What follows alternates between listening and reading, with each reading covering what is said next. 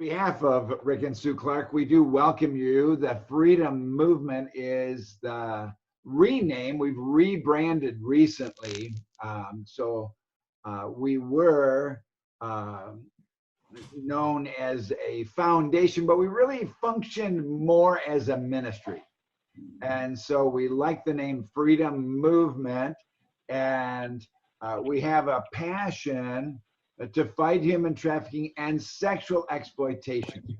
And our team went to a seminar that Opal did several months ago. Of course, we've known her for several years, but while she was just hitting the balls out of the park, Opal, you're so articulate on this.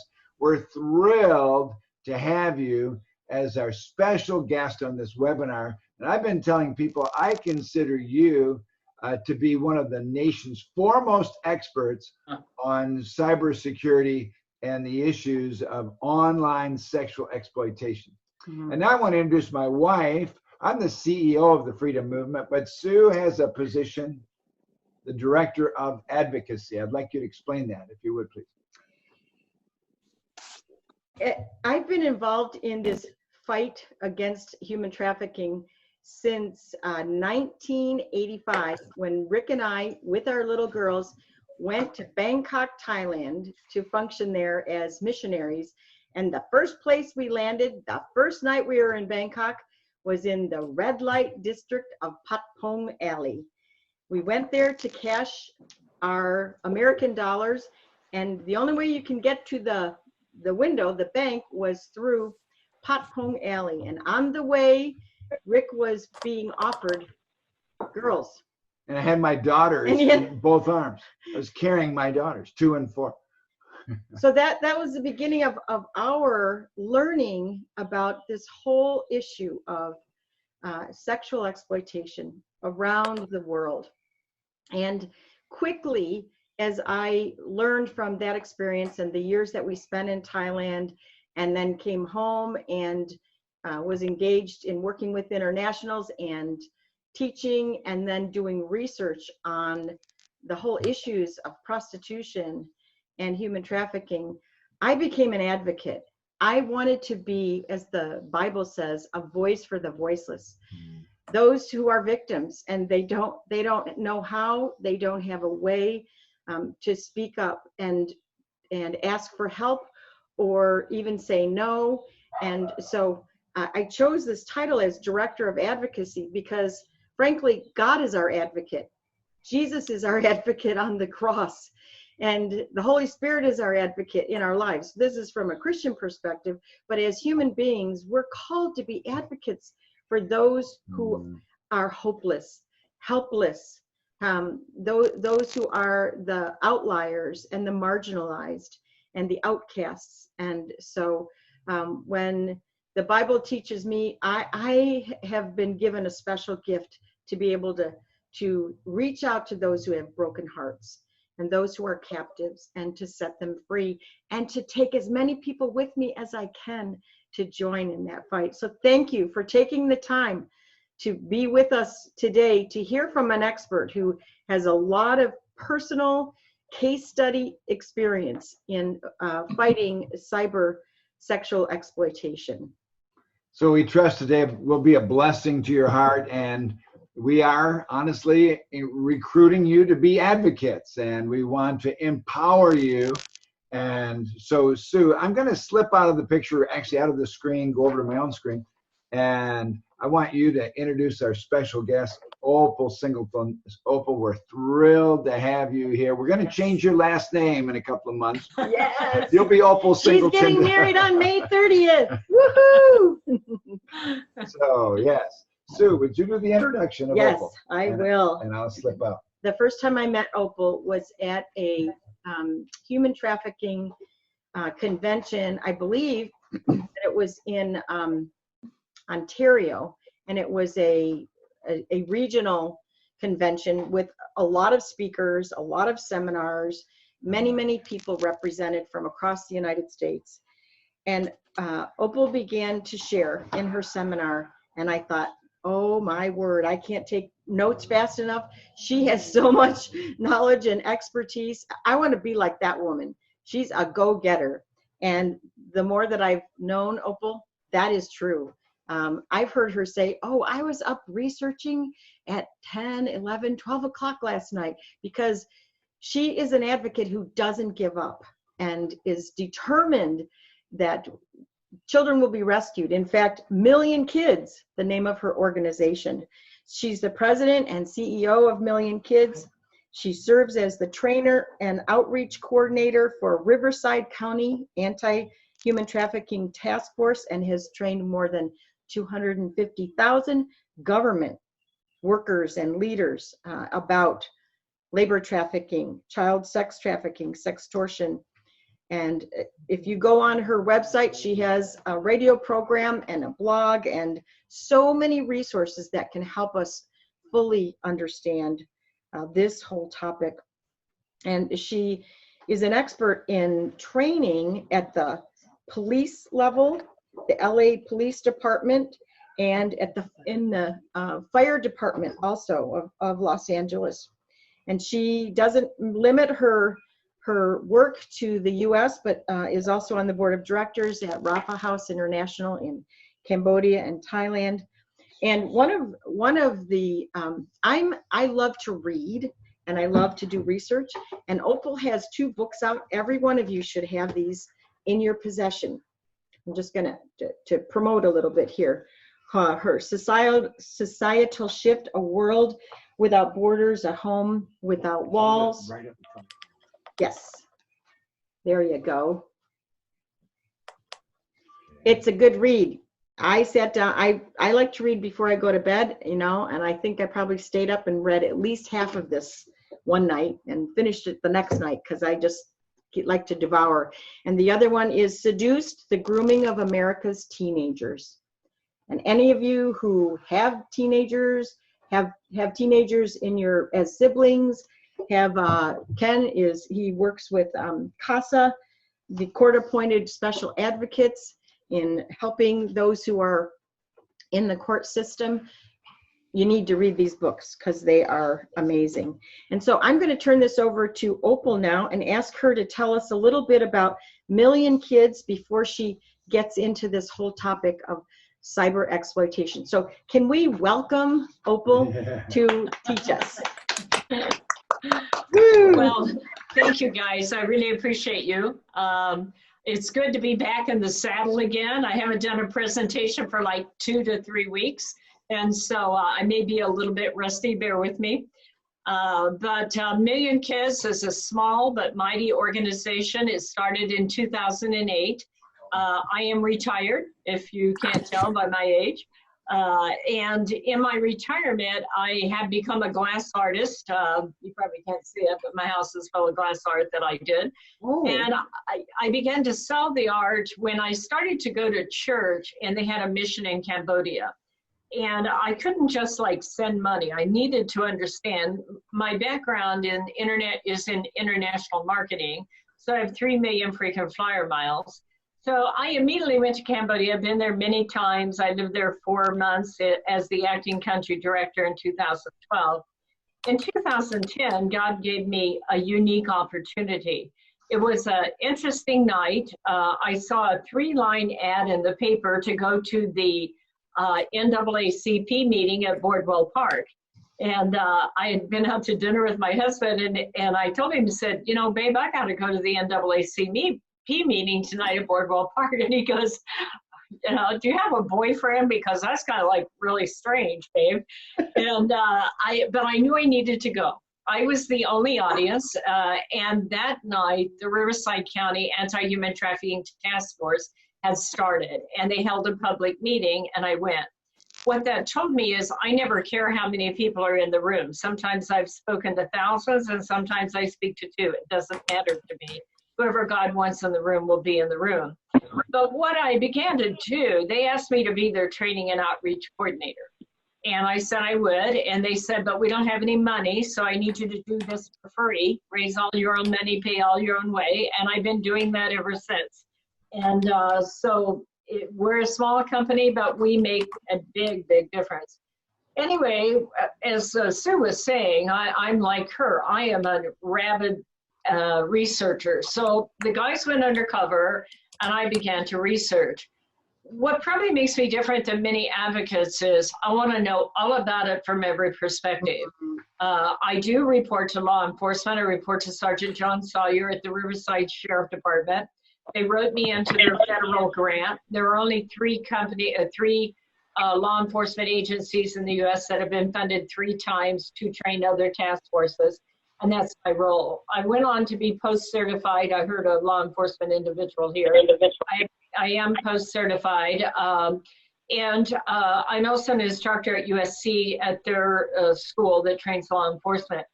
The reason I point all this out is that it's important not just to understand like the art of grooming, the psychological processes, but it's important to understand the impact of advancing technologies. And as we talk, we'll get into that.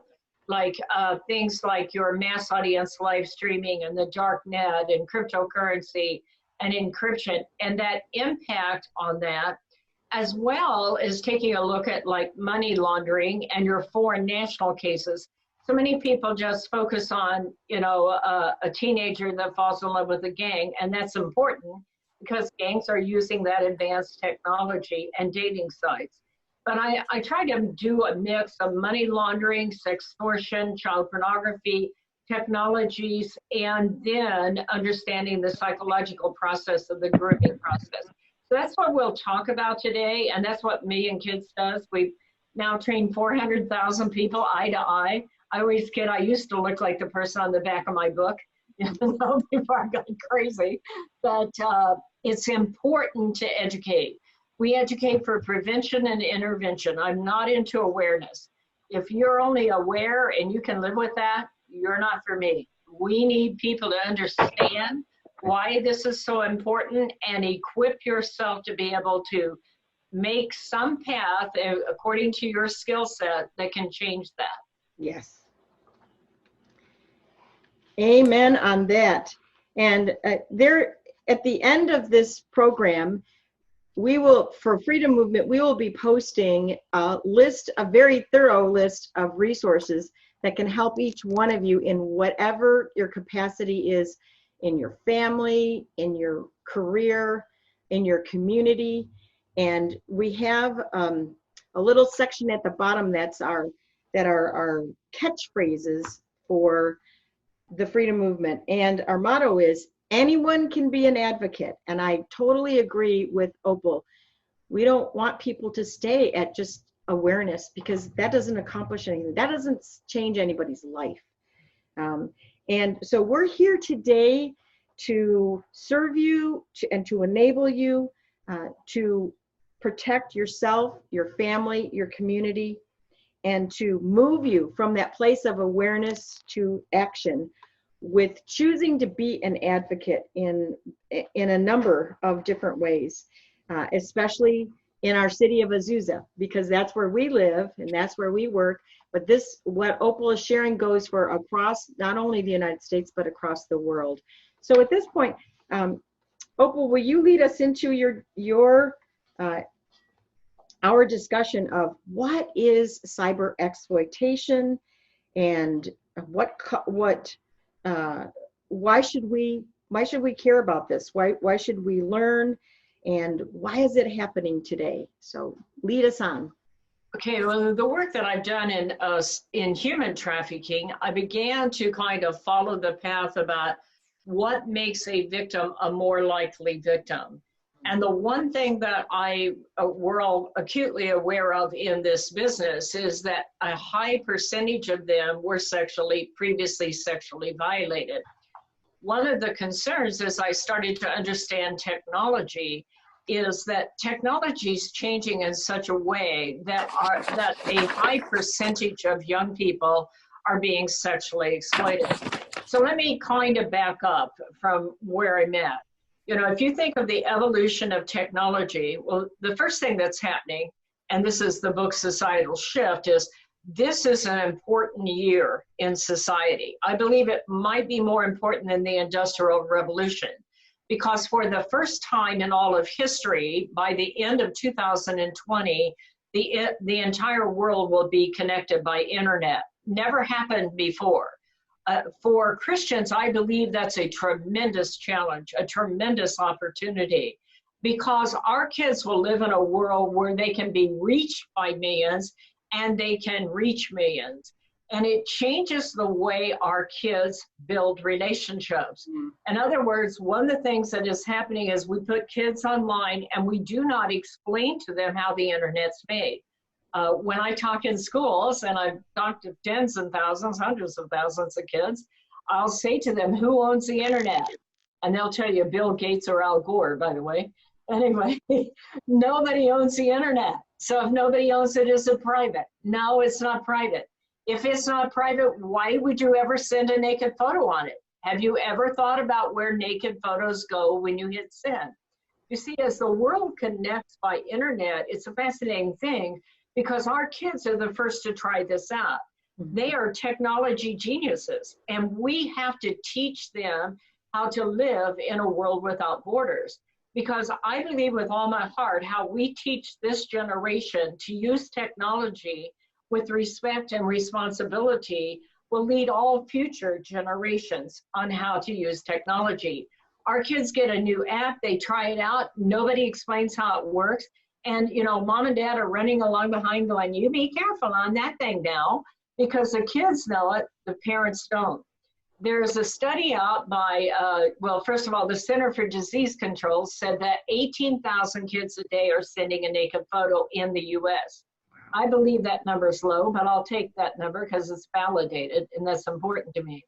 University of Florida said that 9,000 kids a day are being blackmailed because that's called sextortion, sex and extortion. University of Toledo, Ohio said that of that 9,000, 58% of them will go out and meet their pedophile and get further violated rather than to tell a parent where they can maybe file a case and take this to court. Now, part of this is happening because in a world without borders for our kids, it's a world without borders for pimps or predators, for pedophiles, for, you know, all kinds of cartels, gangs, organized crime. And so if you think about it, we put our kids in a world without they only see the good half and nobody defines the other half of that. What you'll start to understand with kids is once you start to explain to them, and why this is so important is not only is the world being connected by internet this year, but we have 4 to 5 new enhanced technologies that will change the way our kids communicate. So one of them is cryptocurrency. We're right now in the middle of a cryptocurrency war. Facebook is trying to release Libra, but it's held up on the Capitol Hill. People's Republic of China already released their Bitcoin, and it is has an asset base behind it, like our US dollar has fiat currency. Theirs has an asset, and it's a federal Bitcoin, and it will be tied to TikTok. Well, about a year ago, ByteDance, I almost forgot their name, I'm rusty. Anyway, ByteDance, which is a Singapore company, bought Musical.ly and made TikTok. TikTok became the world's biggest app, surpassing Facebook, Instagram, and Snapchat. And in TikTok, you make a 15-second video and it goes viral. It's geo-based, so you can tell where they live. But more important, it doesn't just go out to millions of people, but they can text back to you because it is tied to your mobile phone. So think about what is happening. Our kids are out there wanting to.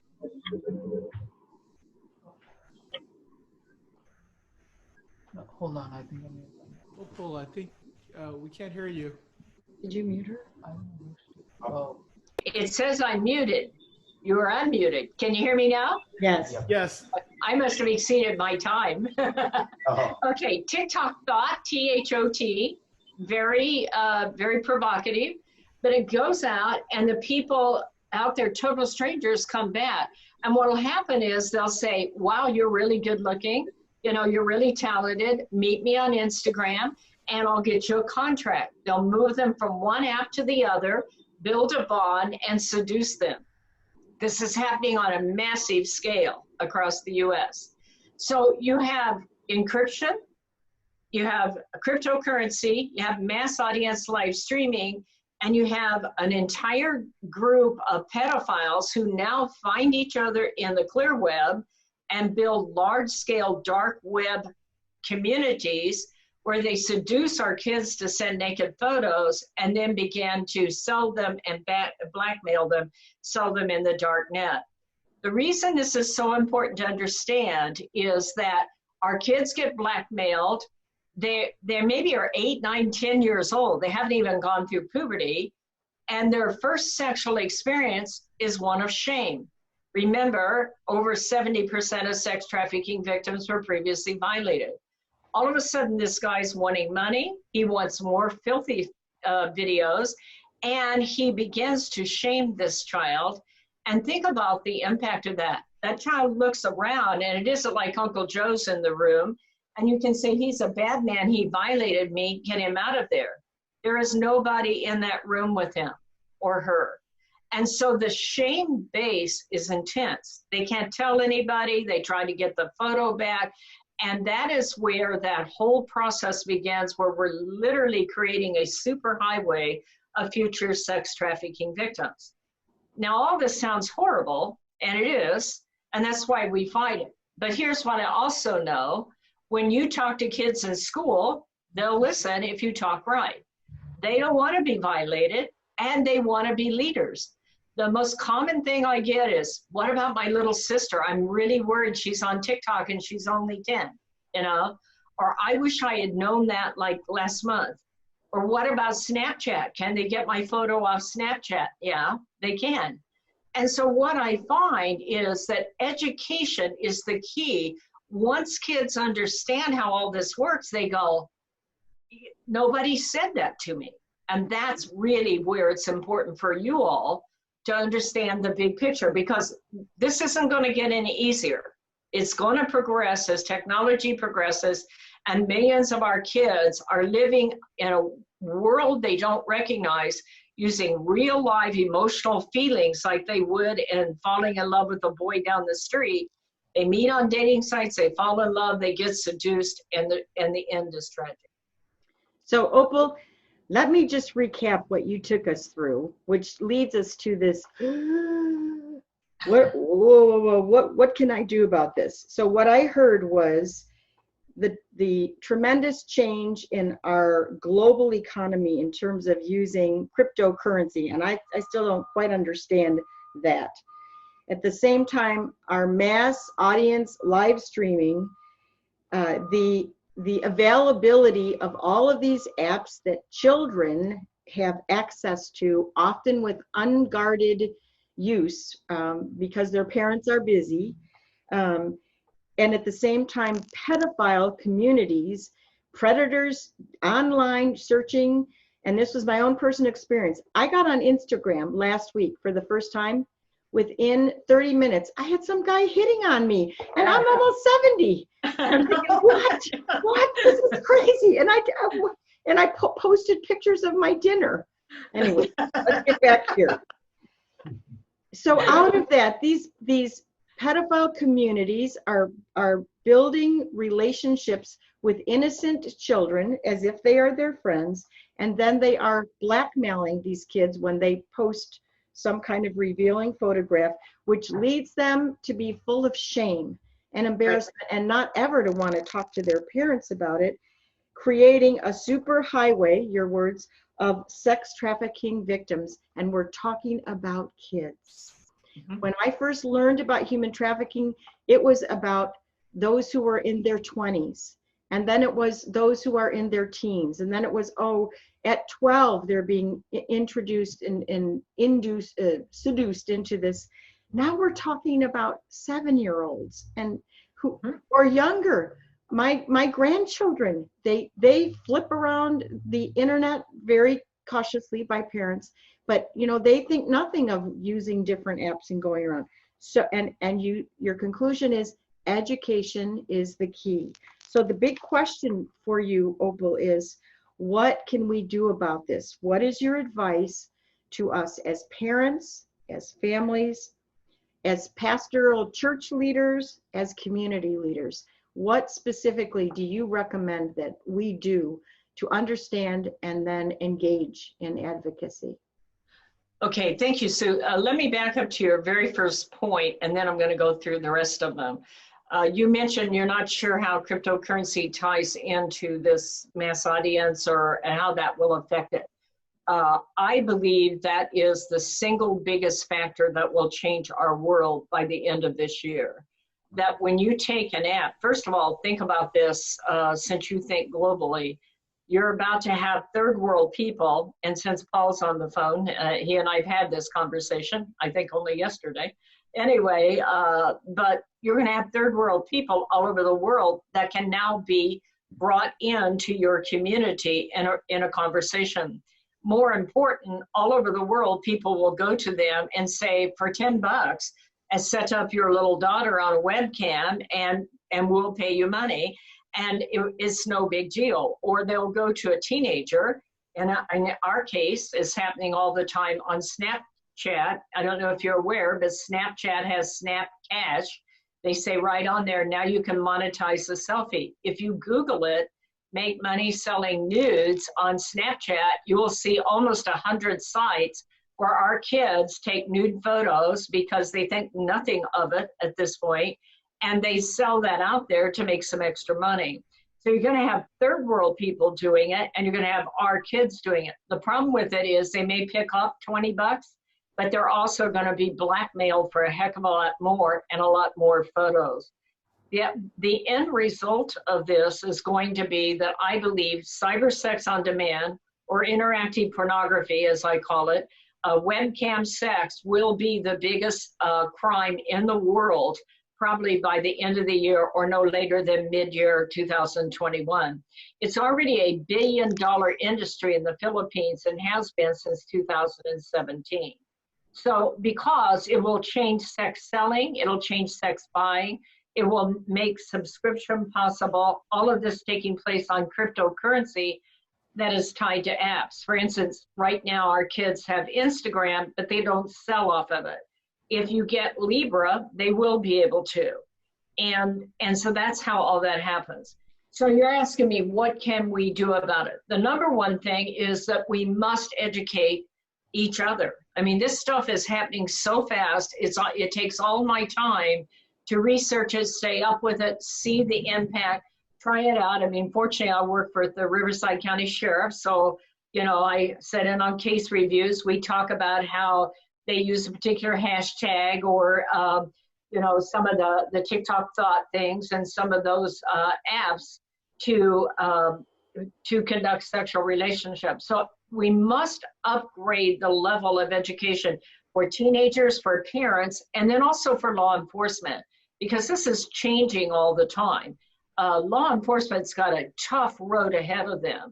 Right now, especially in this state, I'm going to reveal my political bias here, but, you know, in the last 3 days, I think it is, my website, my Facebook site, we've talked about the fact that due to COVID, they are letting sex offenders out of prison. They are changing down the sex registry qualifications. They are putting out zero bail in some cases on sex crimes. Think about the people who by the way, testified against those people that went out there. So you have that happening. Then you have a lot of encryption taking place. So it's harder to go out and find out if a kid disappears, you know, to be able to read it. 5G will be somewhat encrypted, geo-based location, not completely, but somewhat. Your cryptocurrency, it's breakable, but it takes time and technology, and that means investing in technology that we don't see the budgets for today. So law enforcement is going to be tough. Parenting needs to be brought up so that the parents understand when you hand an 8-year-old a phone, that it literally, you're putting your child, I always say, if you're going to give an 8-year-old a phone, put them out on the 10 freeway and let them play for a little bit, and don't mention there's cars on it, okay? And when they get ran over, then blame Caltrans, because you need to tell the child the good and the bad of the environment that you're putting them in. But unfortunately, most parents don't know. We have to raise that. I want to address from a Christian perspective because I feel really, really passionate about this. I came to realize as I was writing Societal Shift that as the world for the first time in history is connected, it's the first time since the Tower of Babel that God's allowed us to come together. And I think we'll be held responsible about that. That's just my line of thinking. That's my personal opinion, okay? But it's an interesting thing when you think about the opportunity for Christians and Christian leadership and faith-based leaders, because technology isn't bad. We cannot go around wagging our fingers at kids. If we give them a device, it is up to us to understand that they have the cognitive skills to make cognitive decisions to protect their own safety if we're going to put them in an environment where other people can access them. But, you know, technology is an innate object. It can be used for good, or it can be used for things like, you know, sex films that you're selling out there and being in the dark web and that kind of thing. So I think there's a tremendous opportunity to have that conversation with kids. I always say, let's make our kids cyber missionaries. You know, if they raise money for a well in Kenya, then you get to live stream over and talk to the kids that dig the well that you funded. You know, use your musical technology to entertain foster kids and share with them. You know, go out and talk about how to use technology responsibly to foster kids who are the most at risk. Yes. Our state of California give kids cell phones and foster care very young while they're going through puberty, and nobody defines the world they live in. So I believe that as a youth minister, one of the first things you should do is not pretend it doesn't exist, but sit down and start to take surveys with your kids. What do you use? Has anybody ever approached you? You know, do you talk back to them? Our technology is such that our kids automatically will now talk to strangers. We had, you know, we went from Facebook to KIK. Now, Kik is closed down now because of all the bad cases they had. They were a Canadian company. But I did a survey on Kik when I was out at a high school, and 80% of the kids were trying out Kik, instant messaging. 50% had received a message from a stranger, 50% replied to the stranger, and 3 of them went out and met a stranger. They didn't reveal what happened. But now we moved into TikTok, where suddenly you'll have 20,000 followers and 5 million likes on there. And so we have to be able to talk to our kids about how do you evaluate an online relationship with someone you can't see and don't know versus the fact that you have someone you trust down the street. Our kids go into online relationships with the need to be loyal. They don't want to disappoint that person, especially if they're in a video game chat room, by the way, where the heat's on to keep their points up. You know, I don't want to disappoint them. You know, I don't want to let them down. And he said he was going to be mad at me. And like that, you will see real life feelings in an unrealistic relationship with someone you don't know. And that really brings it back to, does your child have the cognitive reasoning skills to understand the world they live in? I have a recent example of what you're just referring to, Opal. My grandson, one of my daughter's oldest sons, his name is Jack. He's 9. She allows him to use Messenger Kids, which is very protected. And the only people who are allowed into that are, my name is Mamie, as Grandma, Mamie and Papa, and the other aunts and uncles, and then their cousins. And so quite often, Jack will contact me at night before he goes to bed, and he'll message back and forth to me. And I recognized that some of the ways that he was communicating to me were ways that he would play with his friends, or things that he would say. It was like what he would playfully do when we were together. But it's not the same kind of etiquette that we as adults would use on the internet when we're messaging or texting. And I thought, well, this is a great opportunity to teach him in the ways that what we say and what we don't say when we are online, and what we don't even want to joke about, because how that could be to open up the door. Not that he has those opportunities, but I just want to make sure he's fully protected. So I hear what you're saying, Opal. This is really crucial. And as a parent, as a grandparent, but as a parent instructing my children, I can't let them say, oh, this is too scary for me, or there's too much going on out there. I don't have time, or I don't want to go into this. I don't want to know about this, because we have to know about it. As Opal, as you're saying, it is too serious. It's too close to home to ignore the fact that there are no walls and there are no borders when it comes to the predators and the pedophiles. So I want to go back to a phrase you use in your book, Opal, and I'd like to ask you, could you explain the use of that? We promoted this on one of our social media advertisements. You use the phrase for parents to say to their children, I believe in you. Can you explain the context of that, Opal, and what do you mean by that? I sure will. I first want to go back to something you said, and then let me get into that too. But it is important to understand, when you hand very young kids phones, the first thing they do is deal with cartoons, right? Except one of the biggest, fastest growing categories in Pornhub right now is animated video game character pornography. It's 69 million downloads just out of 3 game characters. So our kids go from seeing cartoons to seeing sexual cartoons, and the kids will tell you that sex on the internet is not sex and killing isn't killing. I actually had one church group tell me 1/4 of their youth group, and this is a great question to ask your youth group, by the way, but 1/4 of them told me that sin on the internet is not sin because it's not real. And I say to myself, I hope that works out for them, okay, because there's a flaw in that thinking there, in my opinion. But that's a danger when you think about the fact that 87% of kids sleep with their phone, and they're living in a world of animation and cartoons, and so they don't see that as a grooming, seductive device by an online predator. So let me tell you about I Believe in You.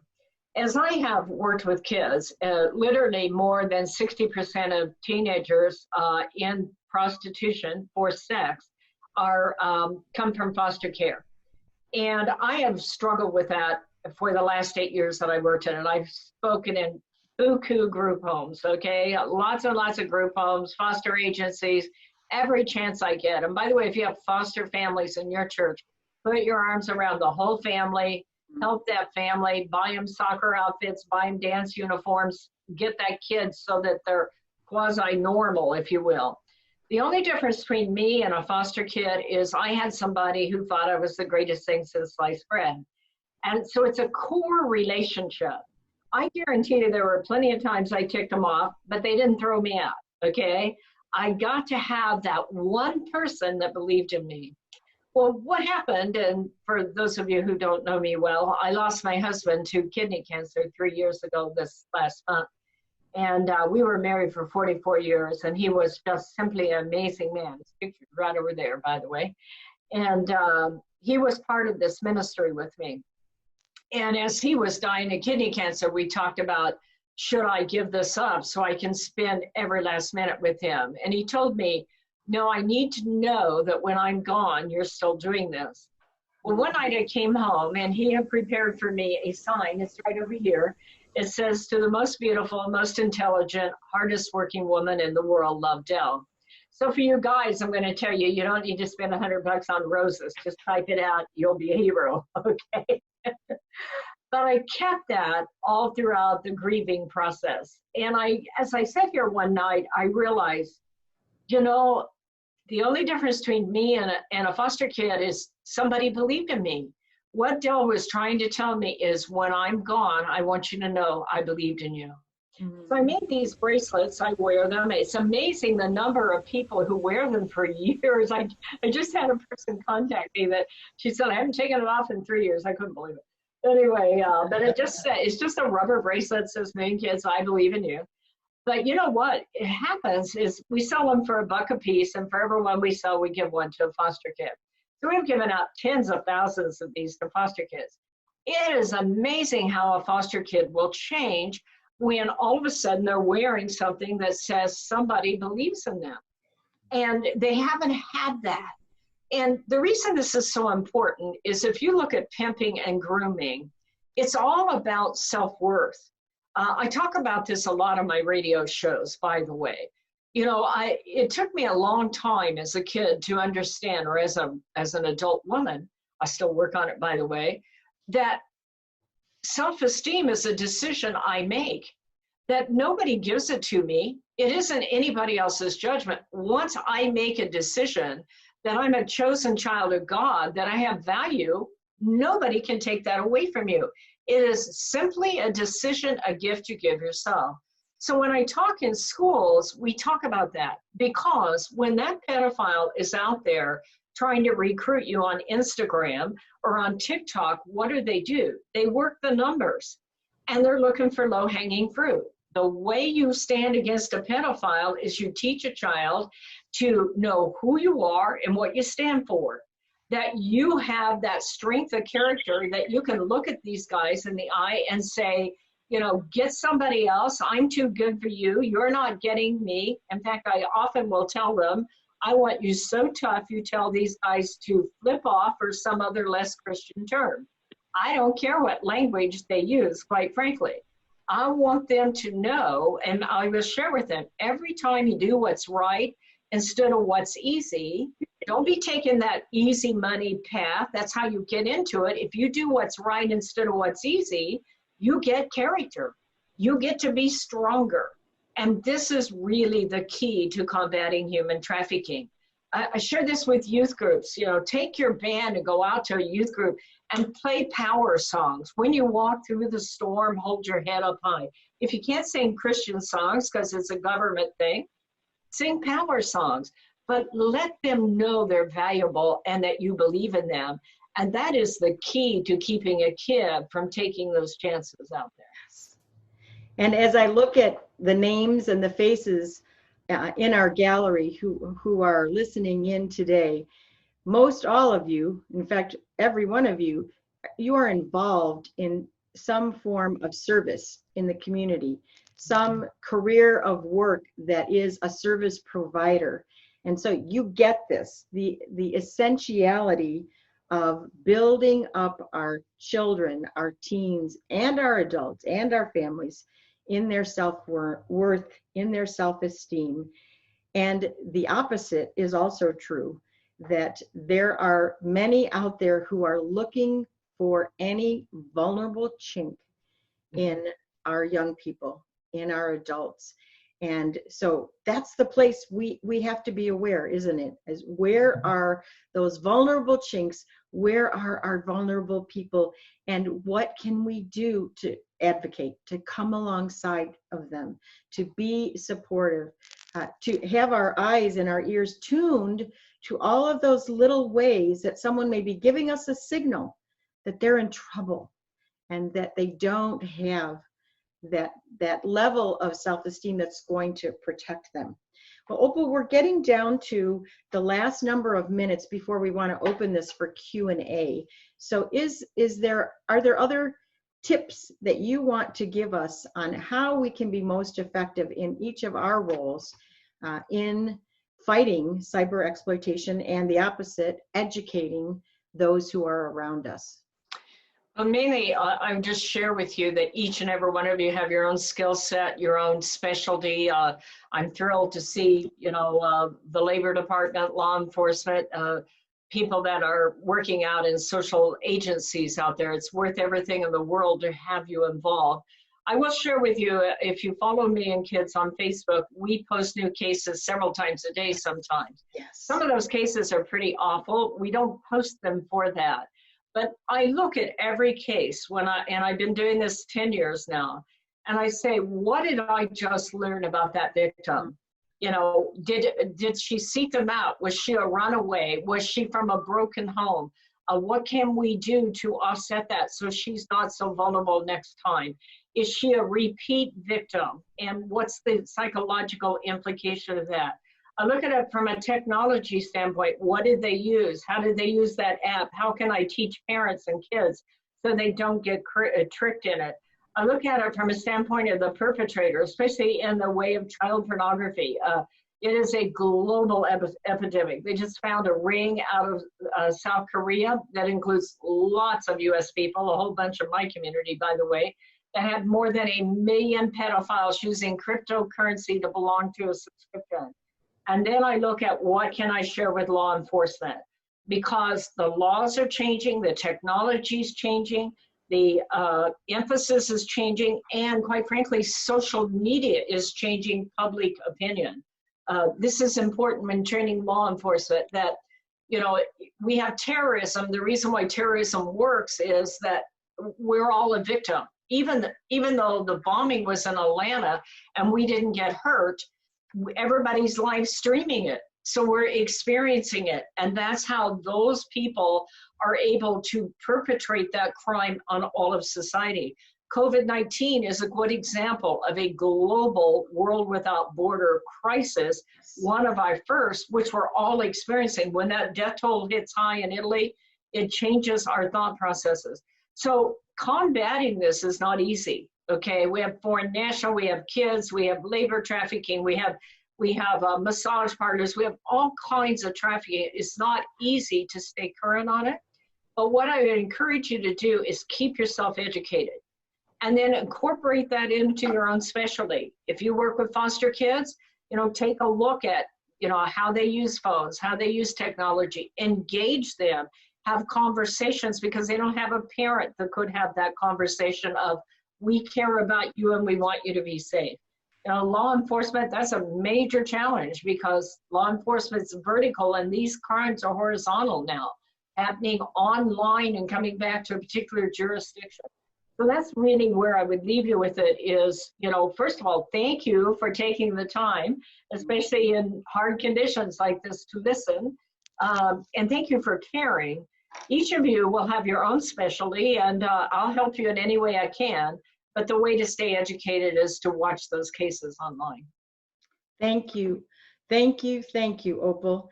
And as Opal and I discussed this before coming to this particular webinar, you can see that Opal has this huge arsenal of tools and resources and experiences that she has built up. And we want to have her come back over and over and over again for specific populations, whether it's in education or in pastoral leaders of churches or in family seminars, to break this down into specific areas that can be even more helpful and practical to us.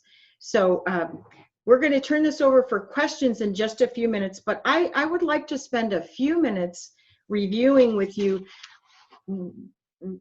resources that will be available to you after this webinar on our website, freedommovement.org, which is freedommvmt.org. And in the blog section, we are posting, I've begun with a 3-page list of resources that are broken up into the way in which we organize in our 4 foci in the freedom movement, and that is prevention, intervention, restoration, and prosecution. And I've added a 5th section, and that is community task force models that exist across the United States. So you can tell, like Opal, though I'm not quite where she is at, I love to learn and I love to research. And my doctoral studies are actually in fighting human trafficking, prostitution, worldview, and restoration. So I've collected a lot. And I echo Opal's statement, educate, educate, educate yourself, and then educate your family and educate your community. That's how we're going to knock this thing down, take it out. Is all the predators, they're out there, they're finding out the ways to get in, under, around, between, into our most private spaces. Well, we can combat that by educating ourselves. So in the resource sheets that I'm providing, the first thing that's at the top of the sheet is a list of key contacts. somebody needs help in some way and you think, oh, where do I go? Go to this sheet on our website. And I have immediate numbers that can be called to help in every area of child safety, missing children. One of the apps that we want to highlight especially is Bark, like arf, arf, arf, bark like a dog. This organization monitors for a fee online cyber safety for your children, for your family, and they offer it to schools, to public schools and private schools. And there are some amazing testimonies on there of the busts that they have procured because of the sophistication of their networking of monitoring what goes on online. But we have local opportunities for calling the police, counseling, the 211 number that you can dial for any county to get any kind of help that's needed for someone that you are working with, and then many more resources by websites of organizations. So I encourage you to go to this resource list. We get calls all the time, or we meet people all the time that have, they're homeless and they have specific needs, or they have experienced trauma and they need counseling, or they need some kind of physical resource. And you think, well, where should I go? Our main way of operating in Freedom Movement is to network, because we can't win in this battle if we're not connected with all our brother and sister organizations that are around the world, really. And so that's why we are partnering with Opal Million Kids and dozens of other organizations in order to be effective. We don't try to win this battle alone. We're more effective together when we are joined as a community in fighting this. And even in the issue of resources, I've been to so many conferences over the years, and in this field of fighting human trafficking, we cannot be selfish or jealous about holding on to the resources, the contacts, the supporters that we have, because from a Christian viewpoint, our God is the one who owns a cattle on 1,000 hills. So he will provide enough for all of us. And as we share and multiply those resources with each other, we can get the job done even better. So please make use of these resources that I've put together. We have contact information that to contact Opal and her organization, to contact Freedom Movement with myself as the Director of Advocacy, Rick as the CEO, and Gabby, who is online with us, who was our Director of Development specifically for Traffic Free Azusa. And so we're here. We're here to help. We're here to network. And we're very thankful for each of you who've taken your time to come on and learn more about this subject. So I'd like to turn it over now to some Q&A. And I'd like to give you a couple guidelines before we launch that. I've taught enough courses over the years. I used to be professor at Azusa Pacific University for 20 years. Being in the classroom, we like to have rules for how do we do this so that we're not trampling over each other. And I would ask you to limit your questions specifically to this field of this topic of cyber safety. If there are, and I see that hand. Hey, this is like preaching. I see that hand over there, brother. We'll try to keep it within this topic. If it's something that really applies to another topic within the field of human trafficking, we may decide to handle that at a different webinar. So yeah, you can raise your hand and we'll see that you've got a question coming, and then we'll open up your mic so that you can speak to us. And either Opal or myself are available to answer questions, and we'll go for 30 minutes if we have that many questions. So I saw Ami raise his hand. Ami, go ahead, please. Hi, thank you again for presenting, Opal, and Rick and Sue, thank you for putting this together. So quick question for you. We're both real estate brokers, and constantly we're in people's houses The great thing about that is we get to see intimately people's lives every day. Are there certain things, since this is so online and digital, that we can keep an eye out for, to look for? It used to be when it might be just physical. You'd see on like TV shows, they show things on the set to look for, oh, that might be a trafficker. But now it's so digital, is there anything we can do with our eyes open in people's houses to look for clues or anything? Actually, yes. I often present to realtors. I just did all of Provident Bank, all their security on things like that.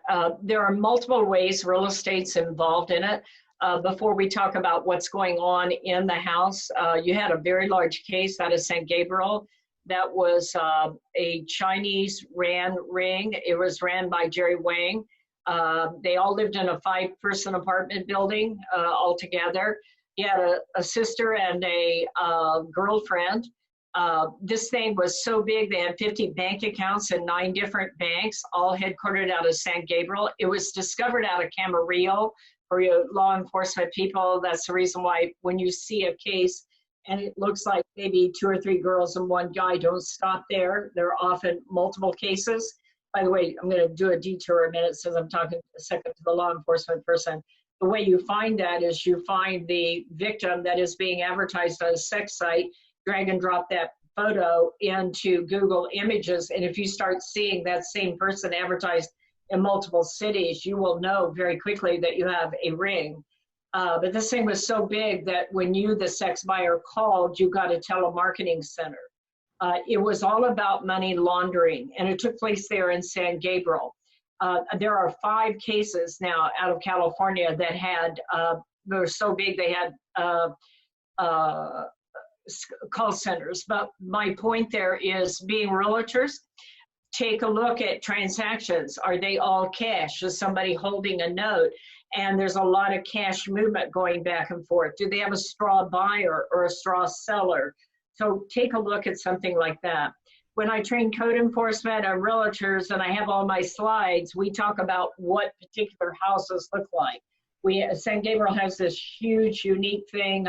Actually, Paul, on his call was where I really saw a video on it, where they have a lot of immigrants that have come in, all living in one apartment building. Or you will see a migrant drop house. Those are usually Hispanic. They look a lot different. There's a difference between smuggling and trafficking. Smuggling, you move people in, but they're not exploited. In trafficking, if your coyote brings you in and he doesn't let you go, he wants some more money, which is usually what happens. That's why you see people out there selling flowers and oranges. They're paying back their coyote. And the reason they do that is because the family back home didn't have $5,000 in the first place to pay the coyote, so they put a lien on their property. That's the reason why you don't see them willing to cooperate here, is because not what harm will come to them, but what will come back home where the cartel is. 85% of Mexicans in Southern California have family on both sides of the border. The cartel's here, the cartel's there. And so if you ever hear a family say, I have to do this or they'll hurt my family, you better believe them, okay? But what will happen back there in a drop house, they're Hispanic, they are near a freeway for easy on and off. They'll have a garage that is attached because they come in the middle of the night, drop people, pick people up. They'll often have a guard dog. This is why I train animal control. We found the La Familia drug cartel with a pit bull out here in Riverside. They will have often a man sitting out front smoking all day, reading a paper or a book. He's the guard guy. The locks are on the outside of the house instead of the inside, because they're trying to keep the people from the inside from getting out versus people from the outside trying to get in. So those are some of the things that you might look for. We don't have it right now as much because we have a much better real estate market. But when we had a poor real estate market, we would have a lot of temporary brothels. We had one in our task force here. It was just horrific. It was horrific. But what would happen is a van would pull up and people would go into a vacant house, and then suddenly a bunch of men would start showing up all day long or for 3 or 4 hours, and then boom, it's over. We had one in Bloomington, and the way I combat that, by the way, is train the little old ladies at the Lutheran church. because I don't want grandma down at the motel taking on the cartel. And when grandma finds out how bad this is, she goes for it, okay? But if I can teach them to be part of Neighborhood Watch so that they see a house all of a sudden take possession, don't call code enforcement on Monday morning, call the police right now and say, I think I might have a brothel. And the one we had here, they literally had two 15-year-old Mexican girls in an abandoned building on, what do you call those Chase lounge pads. And every 15 minutes, she got a new guy. I mean, you die that way. You're talking a lot of people in one day, and you die, you hemorrhage, you know. And in that case, we got a search warrant, but before we could get there, they pulled the girls out and took them to Las Vegas. Now they got the case in Las Vegas. We didn't get the case, but what was happening is those girls are in debt bondage. They're trying to pay back their coyote, and what is happening is that every 15 minutes, somebody is being charged $17 to $23 for sex. She doesn't get any of that money. This is why it's slavery, is because every time she uses that mat, she's charged. If she tries to clean up, she's charged. At the end of the day, she's not only been totally exploited, but she owes her coyote more money than when she started. Yeah. So those are real estate applications that you can look at. In the big ones, like I just trained the security over at San Manuel Casino, because they'll often, they don't do as much as walking into a casino with a large bag of money now, but they will use them to launder the money from this trafficking. And one of the things that you'll watch for, if you ever see like a poker chip with like a fourth or a half or a Y for Yahtzee, that's because, like in the case of the Chinese girls, they don't speak English, so they don't know what to charge. So they'll hand them a poker chip with a number on it so that they know how much time to deliver in their services. That may be more information than you wanted, but that's some real hands-on facts. That's amazing. And one other follow-up question to that. So, I mean, if we see this, is it the non-emergency number we should call the emergency number? Is there a specific task force, let's say within Azusa or within San Gabriel, that we're calling, so we don't, so action happens immediately, not gets passed off to a voicemail? I don't know exactly where San Gabriel is, but I think they just got funding to have a federal task force, but I could be wrong on that. If they don't have a human trafficking task force, ask for Vice. The San Gabriel will fall under the LA task force. Oh, good. Okay. Yes. And Ami, you can get that information also from the sheets that I'm talking about. Great. Research sheet. Thank you. Gives you call numbers right here in Azusa. Our own Justin Beaver, who's in on the call. Who's in on this call? Okay. Yes. And then Great. LA County, San Gabriel Valley. So the numbers are there. But I want to add to what Opal was sharing about real estate. There's another aspect of it. Look at it here in Azusa, and let's talk about upper class neighborhoods like Rosedale, etc. You're not necessarily going to find the same kind of scenario that Opal pictured, but this is what you'll find. You'll find families who've bought a house together, and I know this to be true, that there are homes that have been purchased for women to be brought over from Asian countries to give birth, Yes, so that they will have citizenship. Yeah. So those the issue with those cases are not human trafficking of the people giving birth, but the ones that are the caretakers of those facilities. They find those jobs through those employment agencies in Monterey Park, in San Gabriel, and that's where those are the victims of human trafficking that were brought in, and they're indentured to pay off the debts. Yes. So that's how it relates to human trafficking. Yes. I would like to add to that too. You mentioned the upscale houses, Sue. Think about Epstein. You know, Maxwell was the bottom girl in that case. By the way, she's hiding out in France. Epstein, by the way, was a child pornographer as well as a trafficker. But he would send Maxwell out. He lived in this mansion. He would send Maxwell out to the poorer parts of town. And she would say, hey, if you want to make $200 to teenage girls who are getting ready to go to college, you want to make $200, all you have to do is massage his feet. But it would move to, now it's up to you if you want to do more. I'm not going to tell you to do more, but it's up to you. But these girls, the easy money scheme would get in there, take a look at that mansion and go, oh, wow, he put somebody through college, you know, and it's only sex. And so that's another thing that you'll often see in the upscale area. One last thing I would tell you that you may or may not see, and this is going to get more than you probably want to hear, but watch out for anything that looks like child pornography and privately report it, okay? Do not go and make a scene yourself, but there's, I'm sure she's got the NCMEC number up there of 888-373-7888. Report that. And I'm sorry if this sounds awful, but one of the things you'll watch for is a lot of camera equipment in a dark room in a cage. I mean, this gets awful. Yes. And when I train code enforcement, we look for that because, you know, how else can we find the victim? And so if you see something like that, you just keep moving, take notes, do everything you can to document it without hurting yourself, but report it anonymously. Yes. And I'm still going back to where I was going before when I'm talking about upscale neighborhoods. And this happened right here in Glendora to one of the high school girls.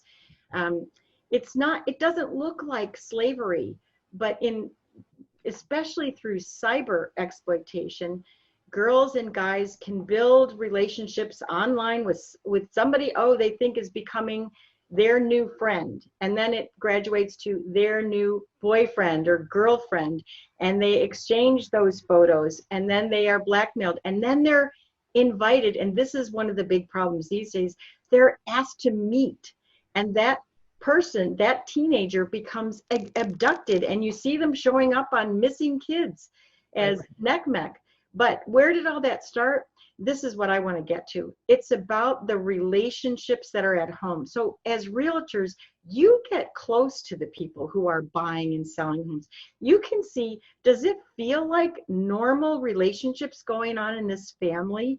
You know, it is our mom and dad absent most of the time, and it's just the kids that are home. And if you get any kind of an inkling that, wow, something doesn't feel right here, Ami, there's a number to call, because you're not hurting them in any way to just call and have it investigated. And Justin Beaver would say the same. You get some kind of inkling, little red flag that pops up, call and report it and let them do the investigating. And that way you could be protecting. This one girl that happened in Glendora, she ended up being abducted and being involved in human trafficking for several years before she was released and got back home to her family. Well, what kind of damage is that? You know, that takes the rest of your life to work through that trauma. So you can pay attention to all kinds of the little things that go on in a family relationship, or what looks like in a home, the way the furniture is arranged, that can indicate something's not right here, that we want to pay attention to. One of Justin Bieber's favorite phrases is, see something, say something, and let the experts deal with it. But at least you've gone that first step of bringing it to someone's attention who knows what to do with that information. Hey, Ami, I'm gonna give you my email and cell phone number. Okay. Feel free to contact me if you have any leads, or if you feel if you have questions, and I can directly get that to the proper. Absolutely. Thank you very much. Oh, I'll send it over to him. I've got you covered. Okay, great. Thanks, Rick. Anybody else? Another question? I have a question. And who are you? Because it's Emily. Emily. Hi, Emily. Sorry, I'm cleaning, so it's like so this might be hard for me to articulate or ask. so I live in a neighborhood that's most people would consider like really ghetto. So we have down the street, we have a bunch of liquor stores. We have, there's a woman that's always selling flowers down the street. Another street, there's like somebody else selling flowers. I guess because I never knew that most of them, like Opal said, are trying to pay back their coyotes. So like, I guess what I'm trying to ask is like, what could I do? Do I talk to them? Do I ask them questions? Like, I don't know. Like, I think just me seeing them, I'm gonna remember like what Opal was talking about. So, you know, the little phrase we used about "I believe in you." The best thing you could do, the first thing you could do, is build a relationship with that person. If they're there on a regular basis, do more than say, "Hi, how are you today?" Ask them, as you build that relationship, ask some questions like, well, where do you live? Because if that person may not live in your neighborhood, she may actually be coming in to be able to sell and meet her quota. So where do you live? And who's in your family? So the kind of answers she would give on, well, she may or may not be living with her own family. She may be there, as Opal has pointed out, with a bunch of other people, and she's in this room and she has to bring in this quota every day, or she's threatened to be deported and sent back, or punished, or beaten, or more than that. So there are a number of questions to ask, and specifically, I can direct you to some of those resources that are on that resource list that give you a list of questions of, look, this is what you should be looking for when you see someone like that, and you wonder, well, are they safe? Are they there out of choice? Are they being coerced? We use these 3 words that describe human trafficking, which are force, fraud, and coercion. Are they being forced to do what they're doing, or is this a choice? Fraud. Are they being deceived into, oh, this person is really taking care of me, so I should go ahead and go to bed with this person, or I have to meet this quota every day. And then third, are they being coerced? And so we can help you to discern that because we've had a lot of experience, but that's a good place to start. Opal, you want to add something? Yeah, I just caution you to be very careful. My experience with those people is that, it's not the fact that they may get hurt by the cartel or their coyote if they don't pay, but it's tied to the family back home. And that is very, very impactful, that holds these people hostage, because the family could lose their home, the family could be killed, the family could do a lot of things. So it's my experience that most of those people that owe money to a coyote, unless you're part of their immediate community that they think they might really be able to trust, most of them will not come forward. And so I would caution you to be very careful with that. I think I see Paul nodding his head too. I think he agrees. You have to be very careful for your own safety. But people, especially if they're picked up and sent over. Right. So back again to the resource sheet. So when you see, I don't know where Emily's face went, but anyway, when you see somebody like that showing up repeatedly in your neighborhood, the best thing to do is call that into your local police department and report it, that you're concerned about this vendor if they're safe. And that's their job to do the investigation. We have a similar situation in our San Dimas shopping center near the Trader Joe's.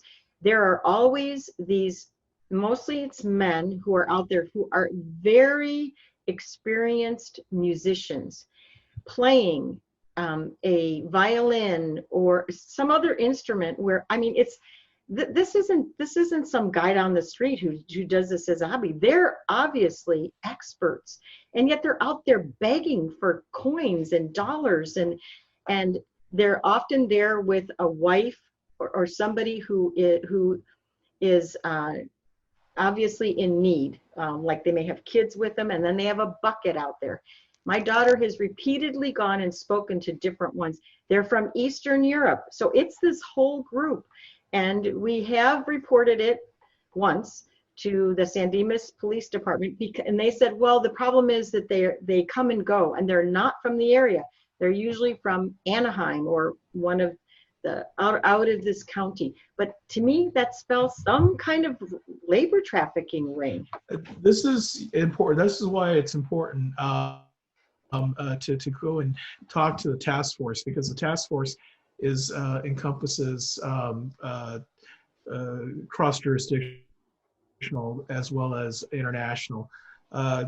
Keep in mind, the task force includes both the FBI, Homeland Security, as well as our entire state, the AG's office, U.S. Attorney's office, not including our local law enforcement. So we have both assets of both local, state, as well as federal and international partners that we can, resources that we can draw upon. So it's important not just to be focused on a local jurisdiction, but think of these things as much bigger. So that's what the task force is created for, and it's all this is, and it's easily for the task force to get involved because we were constantly talking to each other at all levels. So Paul, you're recommending to contact the LA Regional Task Force when it's about LA County. Is that what you're LA County, yes. And then the Riverside County, there's a Riverside Task Force. Right. And then San Bernardino County. LA County will, yeah, but even LA County would cover, it's a regional task force. So it doesn't matter where you are in Southern California, it'll basically cover it. I'd like to just add one more thing about that situation. We have had 2 cases of labor trafficking where people are into forced begging.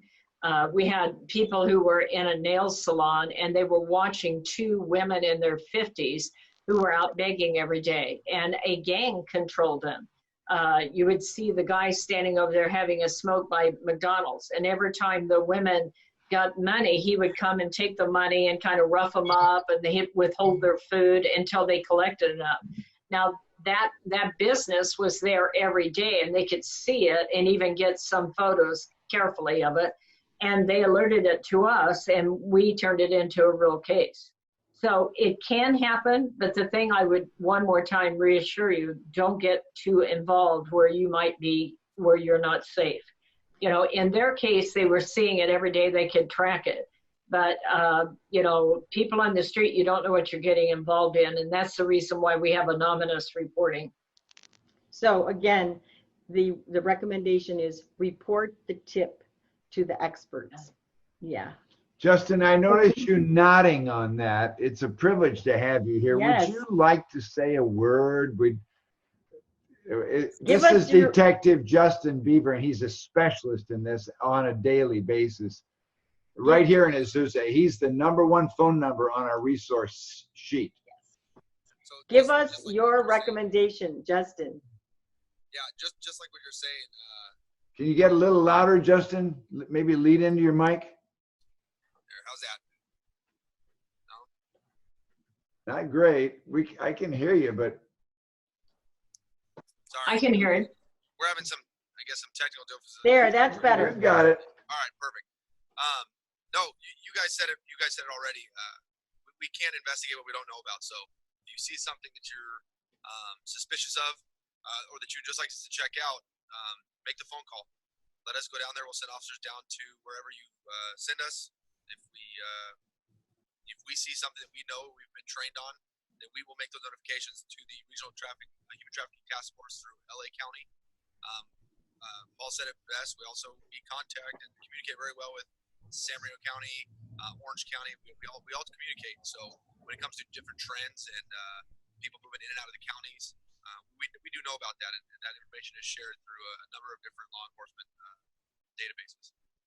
Justin, would you want to give us a word on, going back to our specific topic of cyber exploitation, any advice or recommendations to give us on how to best support your work in fighting cyber exploitation? So I say this all the time. When you're talking to parents, make sure that parents can answer what their children are doing on the internet. All too often, the kids are more tech savvy than their parents are, and they're able to kind of, for lack of a better word, pull the wool over their parents' eyes and tell them that this is normal stuff. But when you're able to know what's going on, you're able to then, adults can have more of those spidey senses where they can see that there's something suspicious going on and they report it. The question I always ask parents when I'm talking at different events is, what's on your children's phone right now, or do you know what's in your kid's bedroom right now? And you'd be surprised how many parents have the answer or the opinion that no, that's their space. I don't want to invade on their privacy. Well, in my opinion, that's not their invading on privacy. That's being a parent. That's being an active parent in their lives and knowing what your children are doing. And you are raising them to be adults, so you need to be able to be there and help them through the adolescent time in their life. Yes. Well, Opal, if I might comment. let me give one, and then I'll turn it to you, dear. Opal we posted a list of Opal's recommendations in this area of cyber safety from her book, and one of them was play the game, the app with your child. You know it. You know what they're doing, and then you can ask knowledgeable questions in regard to who's on this with you and what are you doing. And I thought, well, that's a great solution, because so many parents, they say, I don't know anything about what they're doing. That's dangerous. Right. Thank you, Opal. There's a tool that I like very much. I did the research on this. Sue mentioned it's called Bark. And one of the issues is privacy or invading the child's life. Well, Bark doesn't do that, but it monitors for keywords and certain activity, not just in the area of sexual exploitation, but suicide or bullying. I think there are 7 or 8 different key indicators that will come up to the parents. So they're not trying to listen to every transmission, because that would be overwhelming anyways. But they are able to keep track of their children's lives and of danger that they might be in a way that the child feels covered but not invaded. So you might check out Bark. It's a fee. It might be $15 It's a month. $5 for Bark Junior for just your child's device, and it's $9.99 a month for your whole family, for all the devices that your family uses. It's together, a nice tool. which is phones, iPads, computers, the whole thing, which to me is $9.99 well spent. You know, it is almost time for us to end. We have 6 minutes. Yes, so if we Let's have Opal. one last comment from Opal, one last question, and then I'll have a couple of closing remarks. And Just thank you for having me. You can go to mayandkids.org to see our organization. I do run a podcast that has almost 200 radio shows on it that are an hour apiece. They're on different topics. You go into the website for that is Exploited Crimes. The name of it is Exploited Crimes Against Humanity. So just go to Exploited Crimes, go to listen, go all the way to the bottom, and then they're all titled. So you can download the ones that you want. We talk about, the cryptocurrency war. We talk about the dark web. We talk about child pornography. We talk about when the male is the victim or the female is the perpetrator, or foreign national trafficking and trends and gangs. That's one we didn't talk about. The gangs are using their gang guys on dating sites to lure in girls. So it's all about that. So just go to exploitedcrimes.com, and that'll give you 200 hours of free training, and I update it every week. Yes. excellent. And she's on our list many times for that particular website and for their millionkids.org also. And one thing I appreciate about you, Opal, is your zeal and your dedication, your expertise, but you come with a servant attitude, and you've taken a certain interest in the city of Azusa, which we're grateful. Of course, we have Azusa Pacific University represented with my wife and others, and Jen Guy is here. And we are interested in working with the city. In fact, there's a phone call at 4 o'clock with Mickey Carpenter, who was on some of the Oh, time yeah. today. And she's in charge of family services in the city of Azusa. Azusa has won an award. Only 14 cities in California have won this award, and it's designed to be a prototype city for the San Gabriel Valley. Wow. And Mickey Carpenter is the one that actually wrote the grant and received that. So what we want to do, and all of you are advocates, all of you care, all of you are involved. Thank every one of you for being here. And so we want to raise up a model and actually provide like a net of protection. We want to get to the family level. Pastor Rick McDonald is here. He's the top leader for the Azusa Ministerial Association. And we want to try and raise up a model city in Azusa that will be a prototype. But that's what City Hall is saying. They're saying we want to have healthy communities through strengthening families. Isn't that amazing? And so the Azusa Ministerial Association goes, yes, that's what we're about too. And so we believe we can get right down to the family level. And I want it to be known around by the pimps and the perpetrators. Don't go to Azusa and try and seduce a kid, because those people are alert. Don't go to Azusa and try and sell somebody, because you're going to have a case brought against you. And so we really hope to get right down and enlist really thousands of families in Azusa to help fight this. Great. So in conclusion, we've given you lots of information today. You can go to our website, freedommvmt.org, and access those resource sheets. You can email us and tell us, what topic would you like us to explore at our next webinar? Of course, we're going to have Opal back again. There may be other areas that we didn't touch on that you'd really, or that we did and that you'd like to know a lot more about. On those resource sheets are listed my personal contact information and Gabby's.